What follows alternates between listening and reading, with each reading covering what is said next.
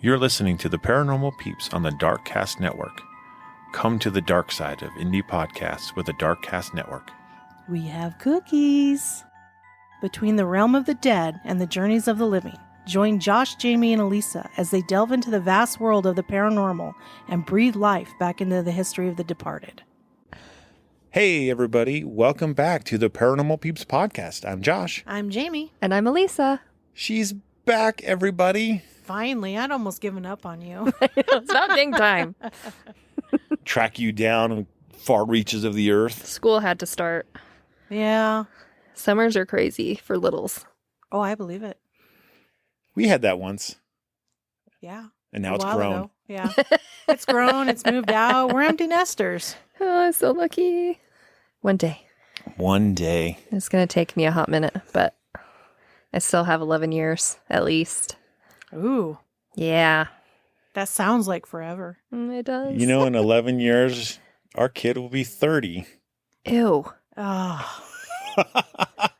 You just ruined my whole night. Wow. That's only 10 years younger than me. Such a baby. I just sounded like Chewbacca. Did you hear that? No. Like, did that weird, like... rattle. Yeah. Throat rattle. So, we are going to continue on with the paranormal origin stories. So, last episode, if you guys missed it, that was my origin story. This episode, we are going to cover Elisa's origin story. You lucky dogs. So lucky. Because it's such a good dang story. It is. It's a unique one. Ish. Well, I mean, it's very different from, I think, what a lot of people's are. Yeah. So I think that's what makes it really interesting. But I have to say, the more I get to know people who have the same abilities, gifts that I have, are actually very similar to mine. I believe it. So, I mean, they have their differences for sure, but I was very interested to find other people that are very similar to mine. It's kind of like this whole, I'm not the only one Yeah. kind of For feeling. sure. Yeah. Mine was totally different than everybody else's. Yeah, yours is Well, very and unique. so is like mine too. So, Yeah. you know. So, All different stories. So, here we go. let's get started. So once upon a time, I was born, and I turned 2, and that's pretty much when it started for me. At around 2 years old, I don't remember before that. That's why I say it started then. I remember being in my own room in the basement, and you're too little to know anything of the scary stuff, really. You know, like The world is still scary. Well, no, at 2, you don't think like that though. no, You're 2 years old. You're thinking of your little doll and Yeah. being with mom and dad and, you know, little things like that. But for me, I remember like when my mom would put me to bed, it was like the night came alive. And I remember like things on I had this pink flower print wallpaper. And I remember looking at them and seeing faces, you know, like in the flowers. And I remember, and I don't know if that was my imagination or whatever, but it was really scary nonetheless. Well, you're 2. It Right. would be. But it was a cute room. But then I would open up the door to go to the bathroom or to go see my mom and dad because I was scared. And every time down that dang dark hallway, I always knew something was there. And then I could see it come out from the wall, from the end of the hallway and run at me. And I had a choice. I could either go upstairs to go up to my mom and my dad or go back into my room.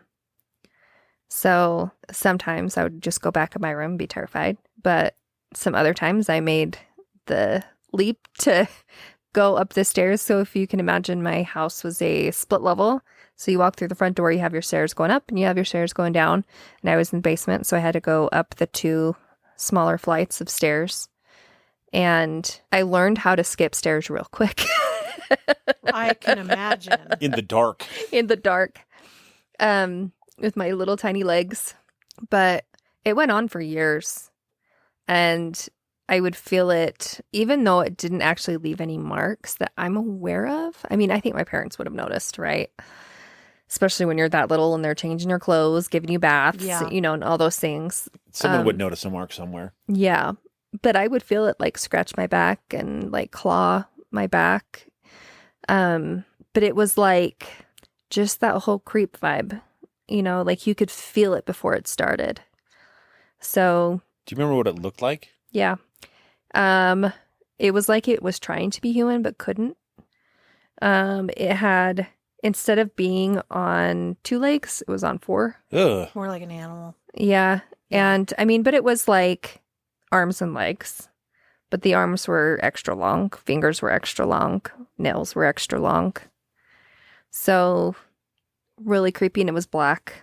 It never had any other color change to it, and it had like a human-ish face. It had all the features, but they were bigger.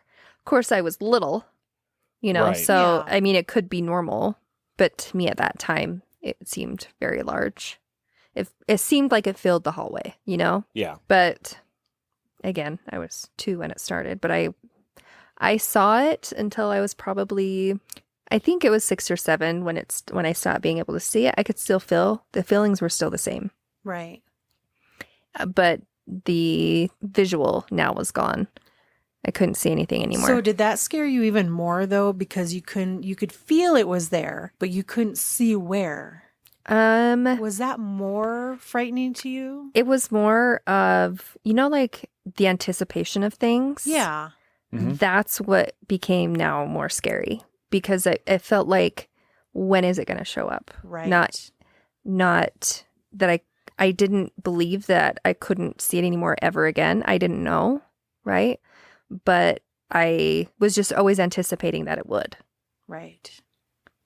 So what about your parents? I mean, surely at 2 years old, you would probably tell your parents this, right? No.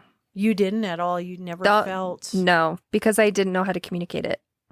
How about when you got older? I don't really remember. I don't think I really said anything because I think you kind of suppress a lot of information.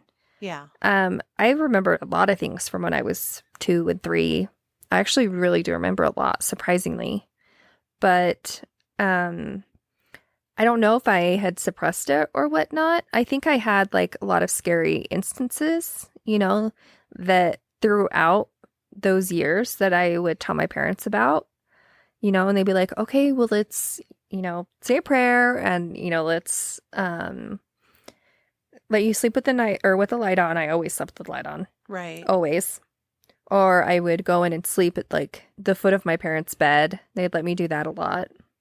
But a lot of the reasons why I would go sleep down at the foot of their bed was because I was terrified Right. all the time.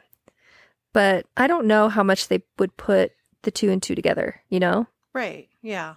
So, but then after that, I became a teenager. And I believe as a teenager, you're super impressionable. Yes. Yeah. And that is when Satan is like prime time. Right. I can make the best effort to change someone's trajectory in their life to go the way that I want it to go. Right. So I feel like at that point, I mean, I was a really good kid. I feel like, anyway. My brothers might say otherwise. Well, they're your brothers. They're going to. But like I tried to obey my mom and my dad. You know, I did my homework. I loved school. I had good friends, you know, things like that. But then come like, I don't remember if I was like 15 or 16. I feel like I was in high school. But maybe I was like 15. I don't know. But I was getting sleep paralysis every night. Oh, I couldn't even imagine that. And it was like, and I didn't know what it was. And my mom had gone through it and she was like, oh, it's like, I went to the doctors. It's just that your mind wakes up before your your mind body. wakes up before your body does. And so you're Mhm. still dreaming. Right. And I was like, but mine's like horrific every time. Like I see these demons like every time. I see these creepy people. And I feel like they have a memory of stuff. Like I feel like they just picked up where they left off, or like so my sleep paralysis, I don't know. I haven't talked to enough people to know if it's like super different than everybody else's sleep paralysis. So what was yours like? Mine was where I always knew before it was going to happen. And I would know minutes before it would happen. I would be awake when it happened. It wasn't like there were times where I was asleep and it would wake me up, right? But for the most part, I was still awake. Right. I mean, I'm a night owl, and I don't know if it's because of my past that I'm a night owl, but going to sleep, I had the lights on. I had a cat in my room that was very aware of everything going on. He would sleep at the crown of my head until I would fall asleep and then go sleep at the foot of my bed. He would, when I would feel that the sleep paralysis was coming on, I could feel them come up the stairs. Like I could sense them coming.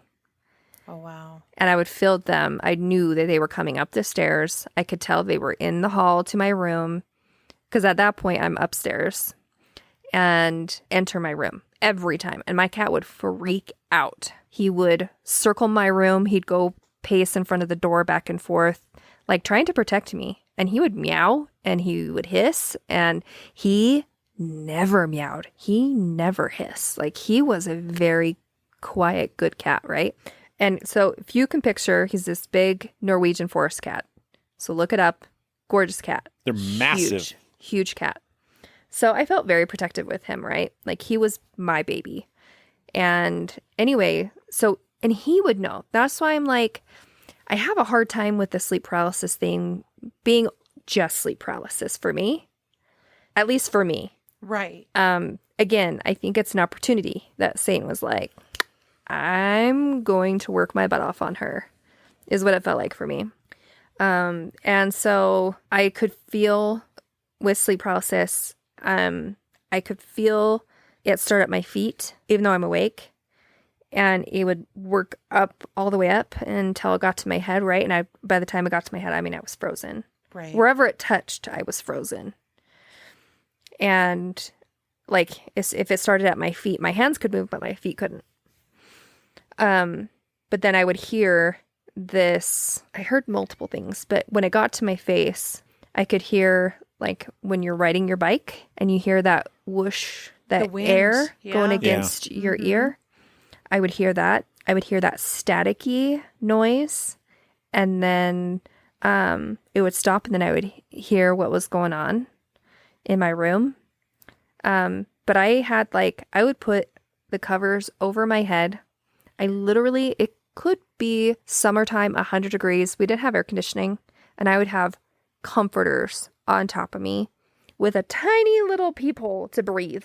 Right. That was it. Like, it was like the size of a straw. Well, trying to shelter and hide. I was. Yeah, I don't blame you. That's really what I was doing for sure. Yeah. And I never wanted to look out that hole because I always felt like it was right there in front of my face. Right. Just watching and breathing on me. You know what that's what it felt like every night. Yeah, that's like horror movie That style. it really is. And I would stay awake until my body couldn't handle it anymore, and I would fall asleep. Yeah. So that's how it was through my whole teenage life. Sometimes it would be multiple times a night, 2-3 times a night. That's crazy. And it's exhausting. It's exhausting. And teenagers, they sleep a ton. Yeah, so it really took its toll. 12 hours a day half the time. I did not sleep. I did not sleep very much. But I got through that. And then, so I am a member of the Church of Jesus Christ of Latter-day Saints. And I went through the temple because I was getting married. And right after going through the temple, it stopped. Oh, wow. Because I think it was like I had made covenants, and covenants I believed in. And I had this added protection. And so... What age was that? 23. So for 21 years, you dealt with... Yeah. Various experiences. Yeah. Yeah. Oh, man.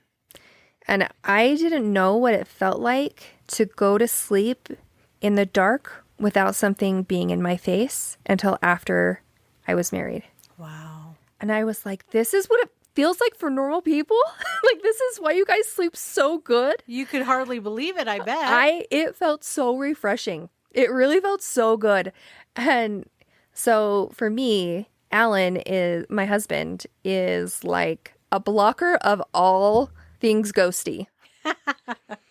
If sleep paralysis was happening, because it still continues to happen, but it is so rare nowadays. So rare. Like, I would say maybe once a year, twice a year, max. And sometimes it doesn't even happen at all, you know? So, but when anything would happen, or when I would have, you know, spirits enter my room, and, you know, because I think as a person who is sensitive to those things, you're like a freaking beacon, you know? You're like a living person who can see them, not see them, but like Draw acknowledge them them. Yeah. And it's like a living person knows I exist. Yeah. I want to go talk to them. It's the lighthouse in the dark. That's right. Yeah. If you can imagine Hocus Pocus, the book opens, here comes this beam of light through the house. Straight up.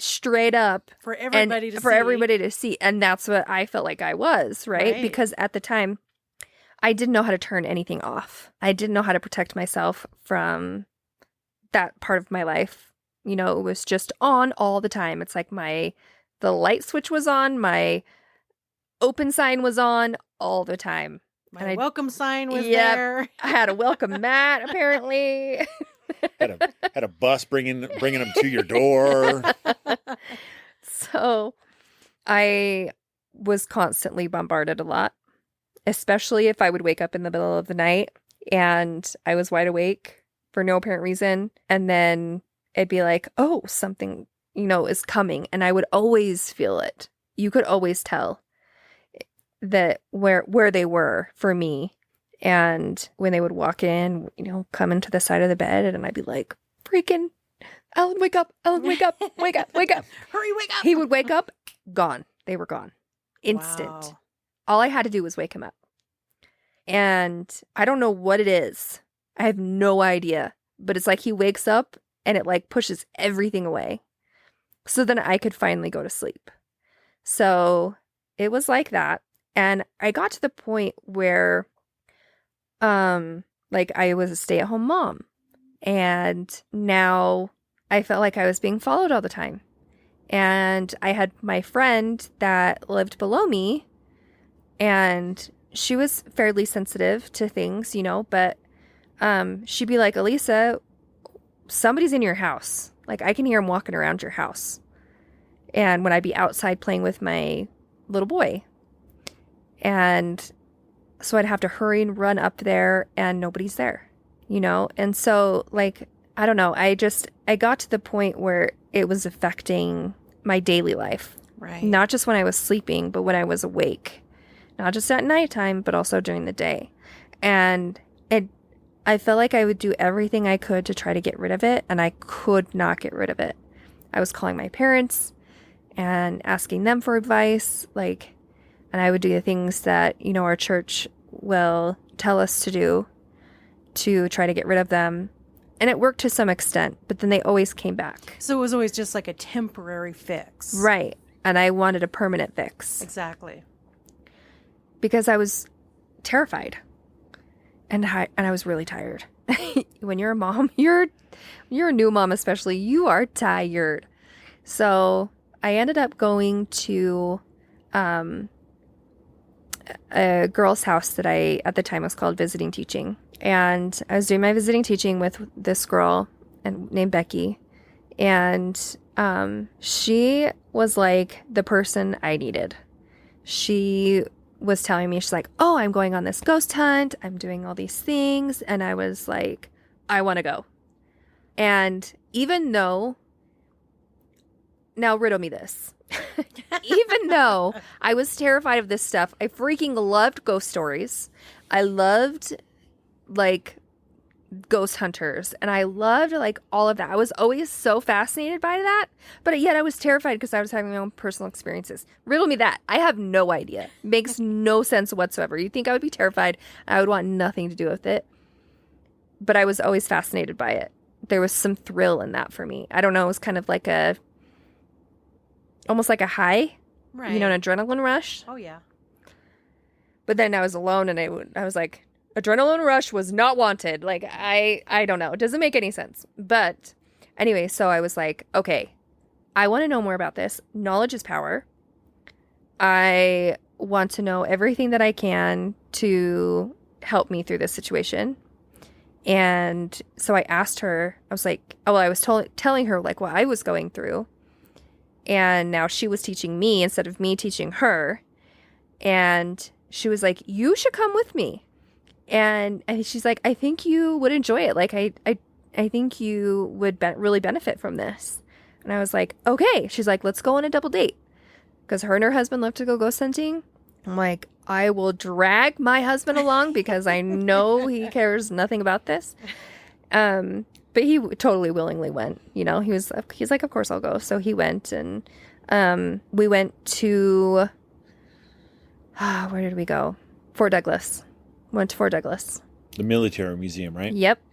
And Becky and I were in the library, and Ellen and her husband were down the hall talking, having a conversation. We couldn't even really hear him or anything.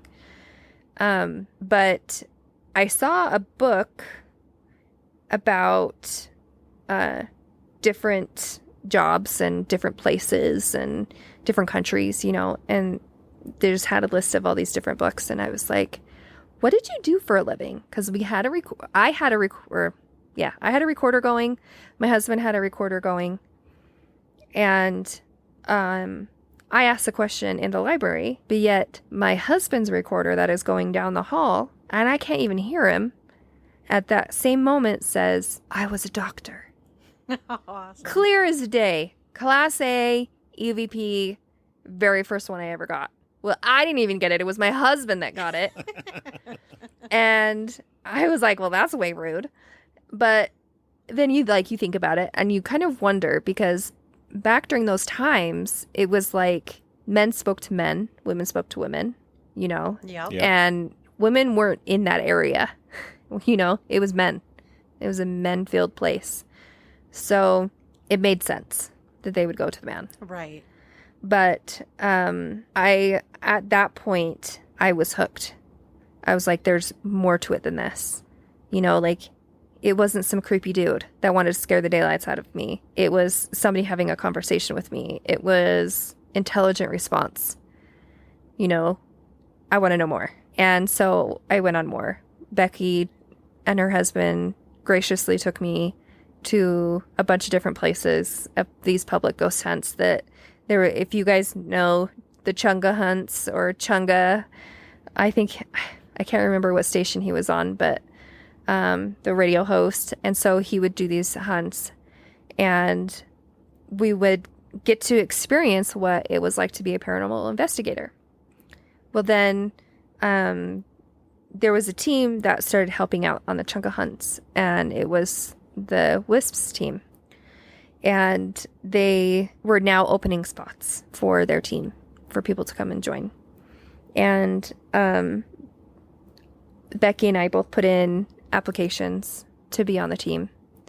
I had invested a little bit more money into it, because, you know, it's obviously a huge part of my life.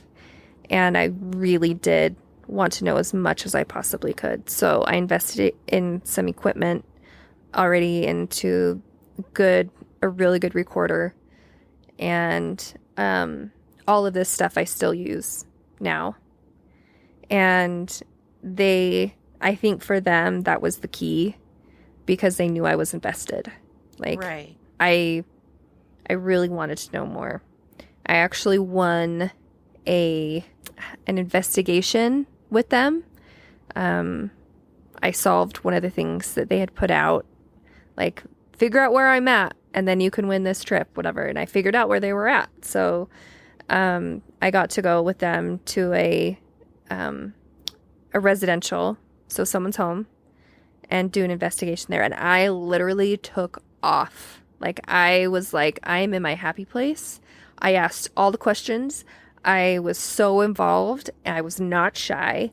And they were like, this is it. You're in. And so it really fit in perfectly for me. They were the perfect team to learn all of the basics, all of how to start investigations, you know, and the residential investigations were the key for me, because that's for me where it started. It started in my home. It started, you know, when I was a kid, and I was now, you know, helping families that had little kids that were seeing things, and I was like, I get you, little dude. Like, I get you. I know what you mean.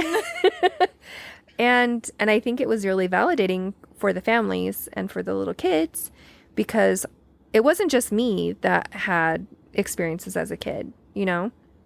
Like, a lot of people that I was with had experiences when they were younger.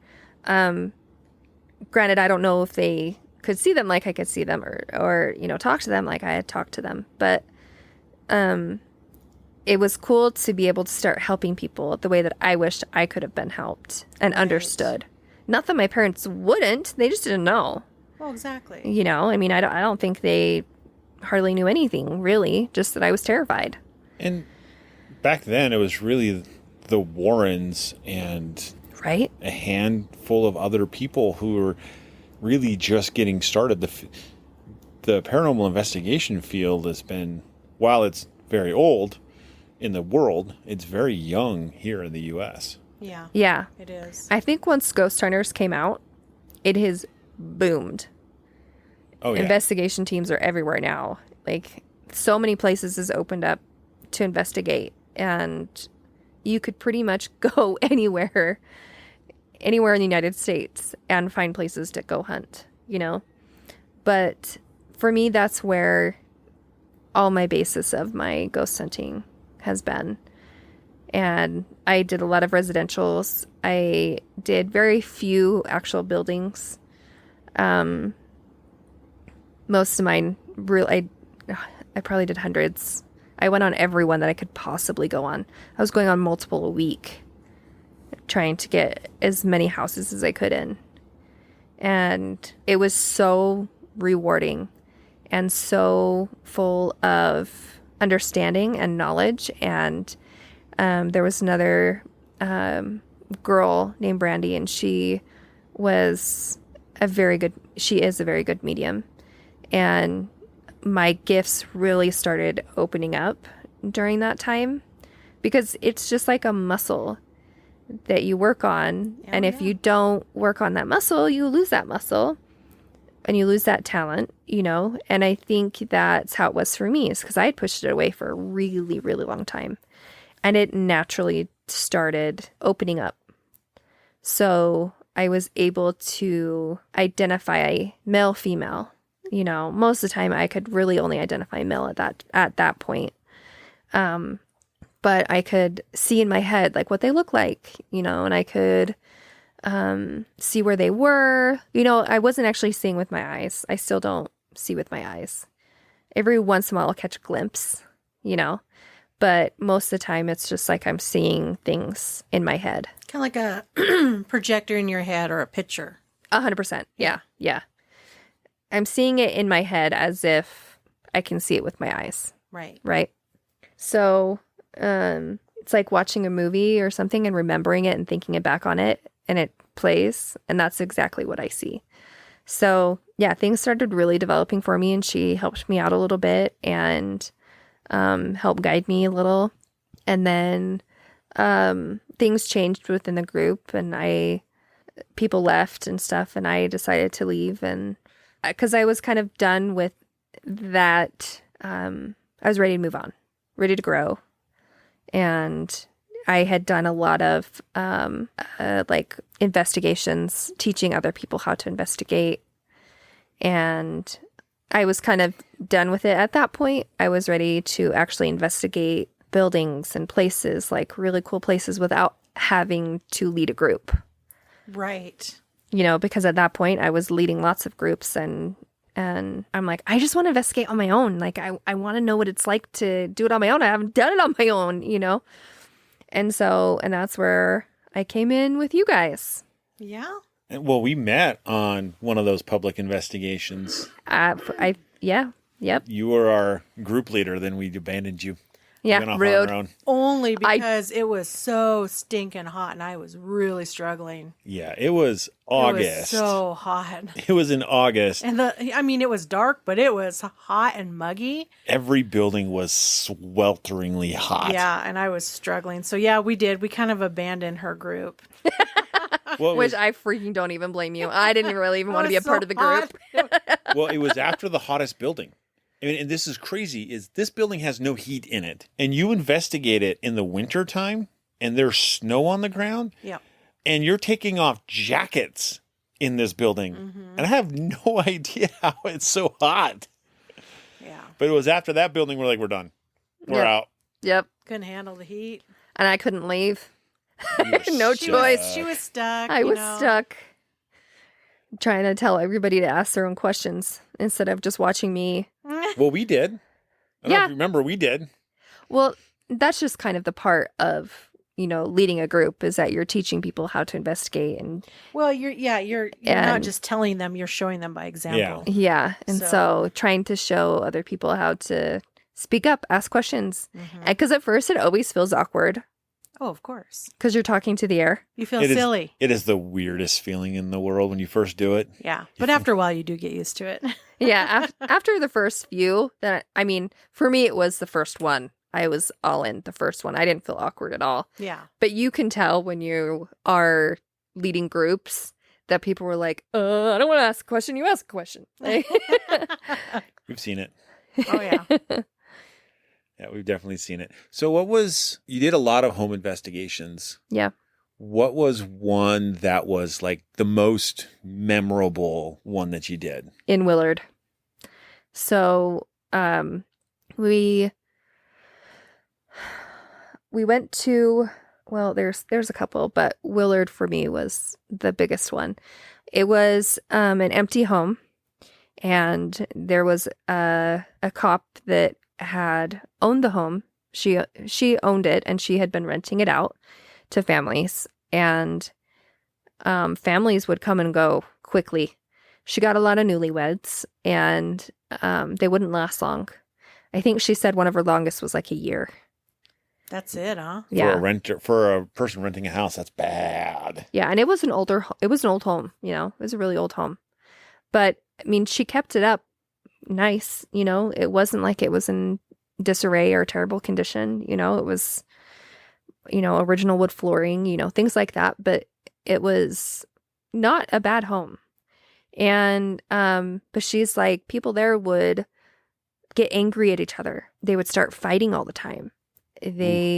Some ended in divorce, and she wanted to know why. Like, what was the reason, like, why were they struggling so much in there? Like, they would tell her, like, we're hearing stuff, we're hearing footsteps, we're hearing doors closing, and like, she really wanted to get to the bottom of it. Somebody was out, or like, people had moved out, the house was empty, perfect opportunity, right? So we set up all of our stuff, and there was the main level and then an upstairs. And back then, there wasn't a basement. You'd have your crawl space underneath the floor. And she's like, I won't even go in there. You guys do your thing. I'll meet you outside when you're done. Like, let me know and I'll come back. But I'm not going inside. So we set up our stuff, and we put a ping pong ball, because they're really light and easy to move. So we put a ping pong ball on a iron wood burning stove. Those things are solid. Oh, yes, they are. Solid. We put it on top of the wood burning stove and jumped around, did all the things to try to get it to move. Wouldn't move. Great. That's set. Went around the house asking questions and things, and then it got to a point where it just got really heavy really fast. I mean, you felt it as soon as you walked in. It was like a wall of thick, heavy. You knew something dark was there. And we walked in and did some investigating. We went upstairs, did some investigating up there. And we felt like the main problem was the main floor. And because they like to linger in certain spots. And we're all in this same room together. We did have a camera going. It was set up facing, it was up in the corner facing, the opposite side of the room, which had a lot of the investigators on it. And in that main room, that's where the stairs are to go up, right by the front door. And I'm standing next to the wood burning stove. But unfortunately, the camera is not hitting me in the wood burning stove. Not that it needs to hit me, but it's not hitting the wood burning stove. Well, suddenly we see the ball start to circle. Not spin, but circle. It's like, whoom, whoom, whoom, whoom, like making, And we are in shock at this point. When you're on the outside looking in, you're like, dude, put your camera to the wood burning stove. Like, but at the time, you're like, holy crap. It's moving. This stuff does not happen very often. Stuff No. where things move, it is like, I've been doing this for a decade now. This maybe first, I think that was the first time I'd actually seen anything move. But I think I've only seen like one or two things happen after that in all the time that I've investigated. So we were all in shock that this was circling. And then it got really heavy and we heard a woman crying. And we're like, what the heck? Like we all audibly heard this woman cry. And we're like, I don't know how we got her name. We'll just say Nicole. Okay. And we're like, Nicole, is that you? And you hear her, it's me. And we're like, what the heck?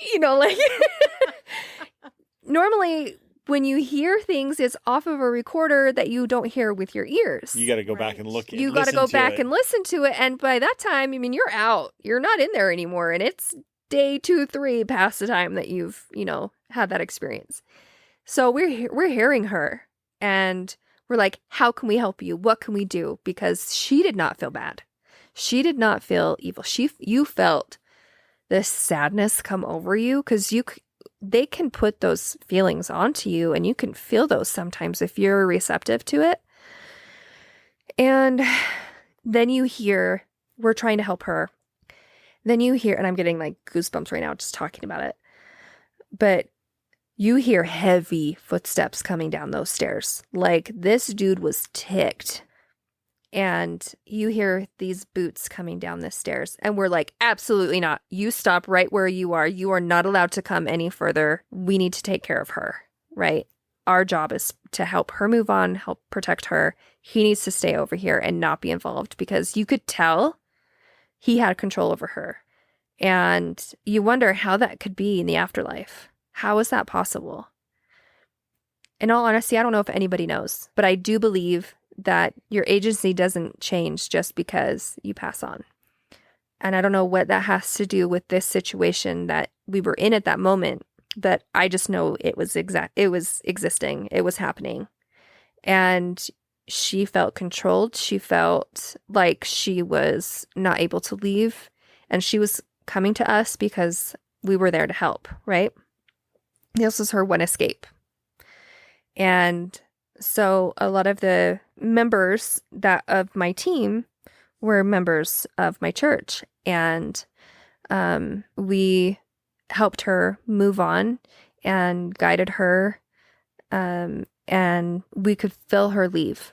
And then we had to deal with him. He is ticked at this point. Of course, because he just lost control. He did. And so we were able to, I don't want to say get him to move on or whatever. We got him to leave, right? He was not allowed in the house anymore. I don't remember exactly what had happened, but I do remember after we had asked the cop if she would allow us to do a blessing on the home and to bless the home. And she was like, absolutely. She's like, you do whatever you need to do to get this dude out. And so we did. And we blessed the home. And it felt like all of the heaviness completely lifted. It's just like a heavy fog dissipating. Yeah. And it was like all of a sudden it felt clear, you know? It's like, you know, when you go in the water and the deeper you go, the more weight and pressure you feel. And that's what it feels like when it's a super dark place. You feel that heaviness, and the worse the entity, the heavier it feels, the thicker it feels. So once we blessed the home, the feeling left and it felt good again. And she walked in and she's like, oh my gosh, it feels so good in here. We're like, doesn't it? It feels so good. And like, she walked around the house and she's like, the whole place just feels so good and empty. And she had told us that what had happened was in that home, a man had killed his wife and I believe baby or child, and buried her underneath the house. So that just showed us the story, you know, of what had gone on in that home. And that entire time he had been controlling her. And I'm just like, and I don't know what happened to him after he had done that. I don't know if he killed himself. I don't know if he lived longer and lived a life. I have no idea. But that was probably the most memorable and most, I don't want to say intense, but just left an imprint. Something that you'll never forget. And because it all happened within hours. Wow. You know, you hear the footsteps, you hear the lady cry, you hear her saying, it's me. You feel all the emotions. You see this ball move. Like all of these things that are happening in this so short amount of time. You rarely get one of those things to happen in an investigation. Yeah. In an entire investigation. So that was probably the most memorable for me. Wow. That's really cool. That's really, it's cool, but I can't really imagine the rest of the emotions if you were actually there doing that. You know what I mean? Like us listening to it, we're like fascinated. And it's like, oh, that's really cool. But there's when you're actually the person that's there and seeing, hearing, feeling, and experiencing these things, it's a much different, like it's still cool, but. Well, and it's kind of like, almost like an out-of-body experience. Mm-hmm. You know, because afterwards, when everything's all said and done, you're like, did that really just happen? Yeah. Yeah. Did we actually hear her? But like, what was great is that there was like 5 of us there. Yeah. Who all heard. Yep. And we all heard it. Yeah. We all saw that ball move. We all heard the footsteps. You know, like we all experienced the same thing. And so when you can all experience the same thing, it's so validating. Yeah. And it's something that you all share and it brings you closer together as a group. And it was just a really, really neat experience. And it's so cool to turn what I had experienced throughout my life, going from such a scary thing and turning it to knowledge as power and flipping it to helping other people who are going through the things like that I had experienced growing up, you know. Obviously, it's not going to be the same, you know. Right. But getting something to help, using my abilities and using my knowledge to help relieve families from experiences like this. Right. Yeah, because it can be intense for families because they don't always know what's going on. They just know something's happening, and sometimes they just need some clarity as to who or what is in their house. Yeah, and you know what we would do is we would go in, figure out the best we could to help them, or like to figure out who it was. And then we would go give them the knowledge and teach them how to take back their house, you know, and give them that power back. Yeah. And that alone is so amazing for them. It's very rewarding. Well, yeah. And to be able to feel like you're finally back in your own home. Like, hey, dude, this isn't your home anymore. Or this never was your home. You're not invited here. You know, and give them those tools to be able to succeed for the rest of the time so they don't have to call us back. You know, that's the goal. Right. Absolutely. I'd want to go on to ask, so today, what do you do with your gifts today?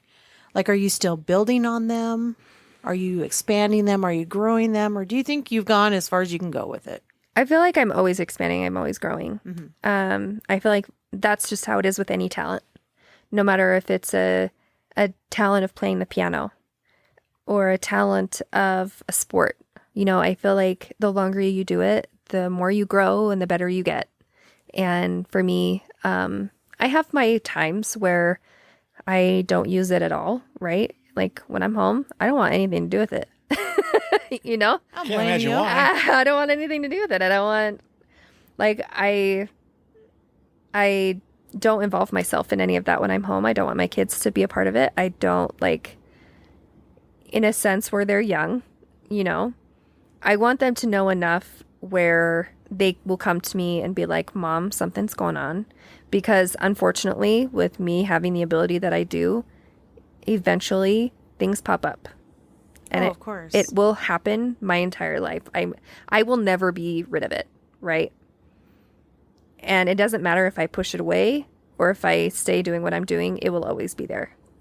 So the best thing for me is like being able to help my kids and help have, if any of my kids end up having the ability that I have, which hopefully they don't. But if they do, I can help them. And they will be able to feel comfortable to come to me, and I will have that knowledge to help them out. Right. And give them the verbiage. Not that I want them to know, like, deep dive into this, because I don't. But they know enough to be able to be like, Mom, something's going on in my room. Or I think I saw something. Or, you know, and I can work it through with them. Right. So they're not scared. I don't want them to be scared, because I feel like that is something that Satan works on really good. Right. He's like, oh, you're scared? Let me make it worse. Right. You know, but if they're not scared, then why go after that? Yeah. It's not worth their time. Nope. You know what I mean? Exactly. So I always think that I'm growing. I'm always learning new things. Now my abilities have grown so much that, you know, I'm able to actually have conversations with loved ones. And I'm able to connect people with their loved ones and give them messages that they have been wanting to hear. So I don't seek that out in general. Like it's not something that I am like, pay me $50 and and I'll tell you. I'm going to tell you. For $4.99 a minute, I'll tell you your deepest secrets. Call 1-800-555. You fool. Like, I'm not that. But if, you know, a spirit comes to me and gives me information, I'm going to tell them. Yeah, of course. If I feel it's appropriate, you know, I'll tell them, especially if they're a close friend or someone that I know, then I'll say something. Yeah. You know, because I've like had, you know, my husband's dad show up, his grandpa. You know, I've had animals that have passed away that I'm like, they're here just for a moment. You just get it for a moment and then they're gone. But it's like, I feel like that is the positive side to all of this. Right. Is now, instead of just experiencing all the negative things, I've grown it enough where now most of it is so good. It is the good spirits that are now I'm able to communicate with and see and just have those experiences, and those experiences will always outweigh the negative. Right. Absolutely. Absolutely. So is there any place, let's start with in our country here, is there any place that you really want to go? Like, what's your number one spot that you haven't been but want to go to? There's so many. I know it's hard, right? Penn State Penitentiary is probably my number one. Oh gosh. Well, we talked about the Axe Murder House. Basilica. Basilica. Yep. Axe Murder House. Which to this day is still an unsolved murder. Yep. We talked about Waverly. That place is huge. It's you have huge. no idea. I do not, because I've never been there. If you were to, so I talked to a guard there who gets to investigate every year there. He has his own little paranormal group. He's investigated for, at the time, was 6 straight years. Uh-huh. And he's gotten about a quarter of the building investigated. Mm-hmm. Isn't that incredible? Yeah, because it's so massive. It's like... You've got patient rooms on one side, activity rooms and bathrooms on the other side, and you've got 5 floors of it, including the infamous body chute. Right? Yeah. Yeah, there are so many places that I've seen or heard of or read about or, whatever, that I'm just like, I have got to get in there. Any hospital, tuberculosis place, any penitentiary, what I really want to do is an orphanage. Oh. I would really love to do an orphanage. They're hard to get to because most of them don't exist anymore. I know. Yeah. But it's like back in the day, they, when the Great Depression hit, people would drop off their kids just so that they could be fed. Right. That actually happened to my grandfather. Yeah. On my dad's side. Yeah. Yeah. And when he was adopted out, we don't actually know if my last name is truly my last name. Isn't that crazy? Because we don't know if he was adopted back by his birth parents or by a different family. And the orphanage burned down and all the records are gone. Oh, man. So it's lost to history. Man. That's crazy. But yeah, so I want to do hospitals. I want to do, which I have, but I want to hit the east side of. Oh, there's so much over there. On the east? Yes. Yes. I want to do a plantation, Ooh, Myrtle's plantation. Yes, right? So my husband's from North Carolina. I'm like, get my butt over there. Right? Why haven't we gone? I don't know. Maybe because it's on the other side of the country. Our country is huge. It's only 900 miles. No, it's no, 1,100 more miles. Than that. One way. Yeah. I think as paranormal investigators, if you talk to really any paranormal investigators that's, done a little bit of traveling, at least to like neighboring states from where they live, I think you'll find that we all have this massive list. Right? Of locations, whether it's here in the United States or anywhere else in the world. Our list, every time you hear about another place, you're like adding it to your list, Yeah. It just keeps growing. Yeah. I think it's at like 7,000 right now. I lost count. But yeah. What advice would you give to someone who has gifts but is younger? Like, say, a teenager who is starting to show signs of having gifts. What advice would you give to them?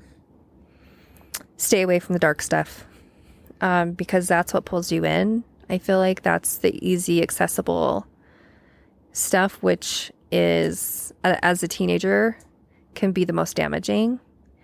I would do your best to find people like you who want to see the good, which honestly is really hard to find. It's hard to find people it's hard to talk about because not a lot of people are open about it. Right.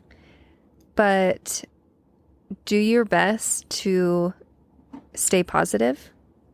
So yeah, looking for the positive is really important, especially in a world, especially today, where anything bad seems to be at the forefront. Like when you look at the news or read something, a lot of it is bad. So there's a lot of good there, but you might have to dig a little bit because we seem to promote the bad. Oh, we do. Well, and it's like that's what's enticing to a lot of people. Right. That's not that's not what I like to investigate. I've helped a lot of people with bad.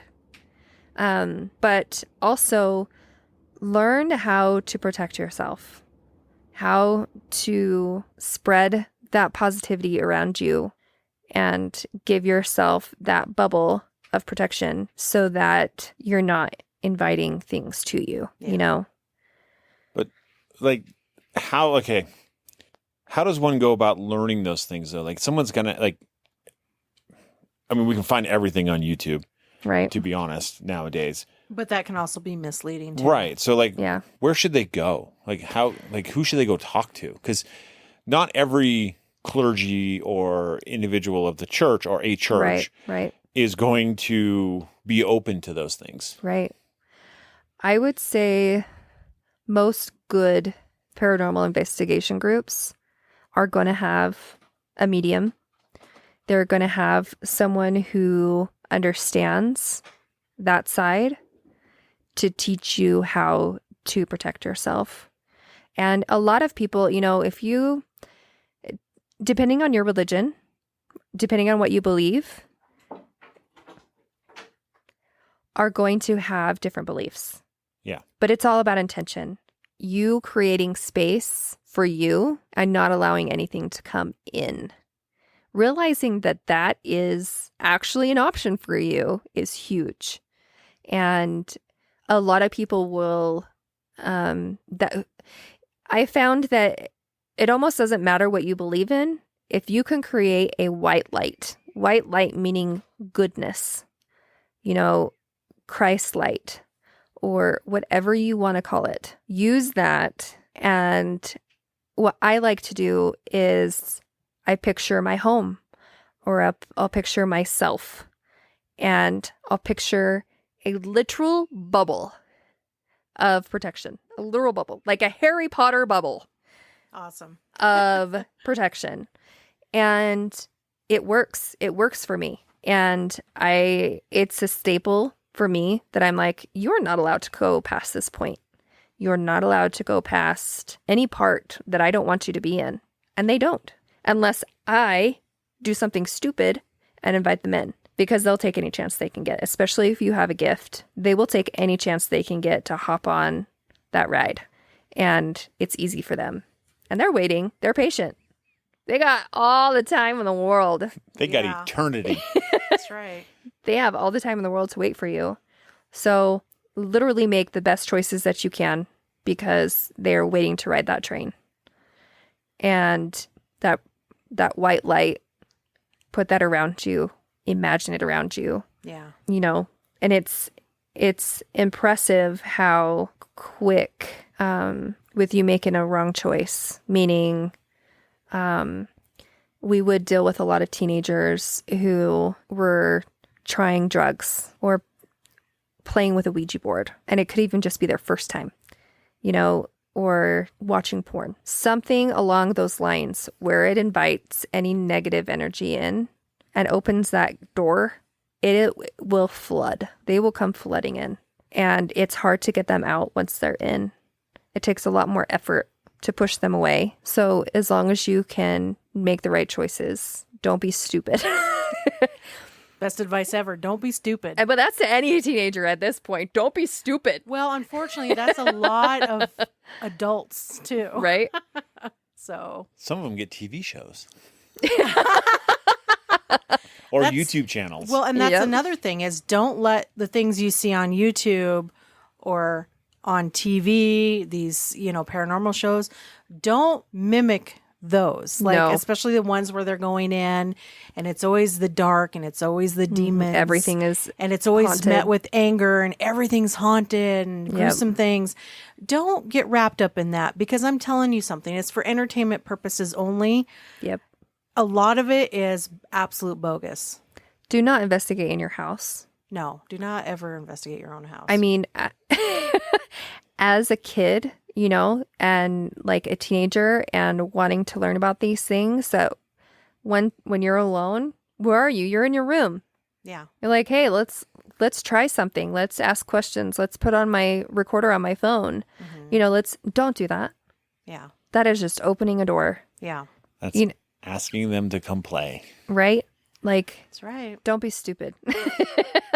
Don't do it. Think things through before you do it. And if you think that door is going to be open for anyone and you don't know who's going to come through, don't do it.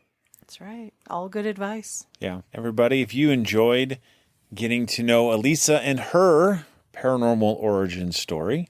Make sure to like and comment and subscribe to our channel and our podcast. And if you have any questions, if you do have an ability and you don't know what to do with it, or you feel like someone that you know does, or your child or anything like that, feel free to contact us and ask us any questions that you are open to, that you're willing to learn about, and we will help you. And it's the easiest place to find us is on Facebook, Paranormal Peeps Podcast. We have our group. We're all admins on that group, so you can message us directly if you need to. You can find us. It's easy that way. Yep. Yeah, if you need help or have questions, please don't hesitate. Absolutely. And as always, stay ghosty, my peeps.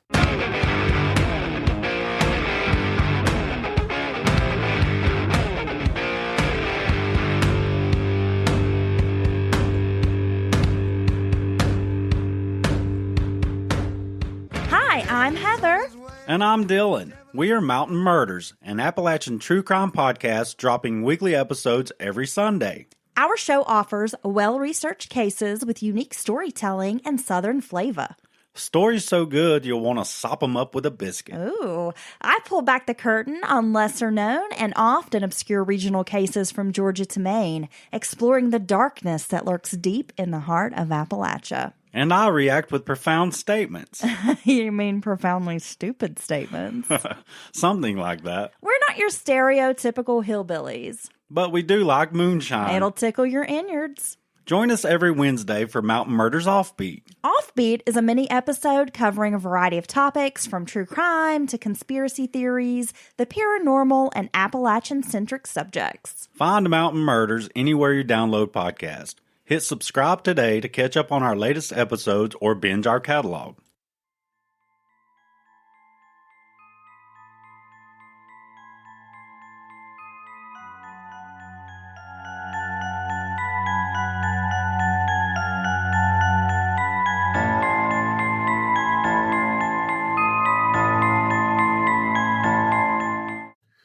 Thank you for listening to the Paranormal Peeps Podcast. You can find us on social media at Twitter at CPR Paranormal, on Facebook at Paranormal Peeps Podcast and Cold Spot Paranormal Research. And you can find us on Instagram at coldspot_paranormal_research.